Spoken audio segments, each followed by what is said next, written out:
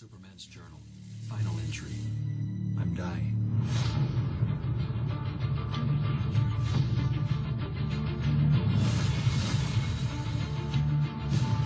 My turn. Hi, nice to meet you. I'm Rennie Cowan on behalf of Superman homepage. Oh, hi. So you're the director of All-Star Superman. Yes. And you've done a lot of Batman, actually, and you're co-directing the latest Batman Year One that isn't out yet. Now, going into this story, which is Superman, and knowing all of the hype with this story, how revered it is by the fans, do you feel that this was the biggest challenge that you've ever tackled in the DC universe? It's kind of interesting because I feel like a lot of the direct-to-videos, whether it's from Marvel or DC, they try to sort of pick sort of the popular or the favorite stories. So I think this one was a little more challenging in a different kind of way, because most of them are, you try to sort of stay as faithful as you possibly can to the source material. But I think most of the other ones, you always have this sort of safety net, and I think that people have come to the expectation that there's going to be a fight scene, But I think also Superman is like, there's so much drama that you didn't have the safety net of an action scene to sort of help save it. So in that sense, it was very, very challenging because it's almost like every scene had to be very dramatic and it had to have a point. And I think that if you lost the viewer at any point, I think that would be the death of the movie. Yeah, and it's very, dramatic throughout the whole graphic novel. Right. So, in knowing that this is a very emotional Superman, a different type of Superman, what was your sense of direction in directing that kind of emotion to get that out of the character? I think a lot of it was sort of spotting what the point of every scene was about. Like what is this arc with the Kryptonians? What is that about?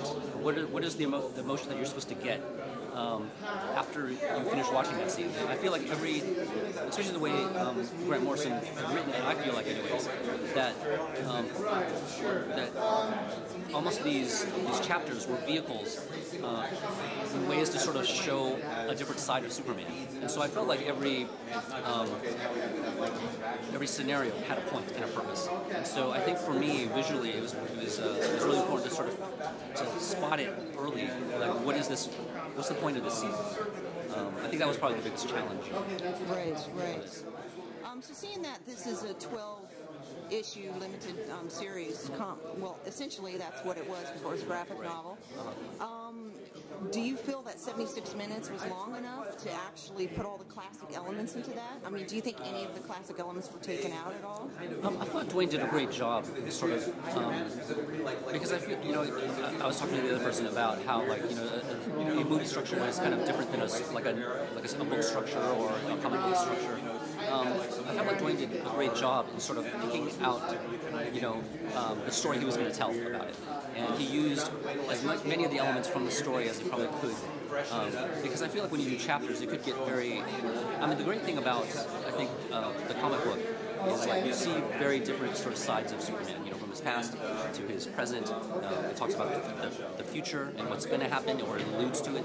But it's very hard to sort of tie into one sort of central story. And so I think... I kind of wish we had a little bit more time. It would have been nice to sort of do a little bit more. But I still felt like what we did was we told the story we wanted to. I think it was very faithful to Grant Morrison's story. Right. So in the end, Superman becomes the sunbeam. So what exactly do you think he became? I mean, what is he?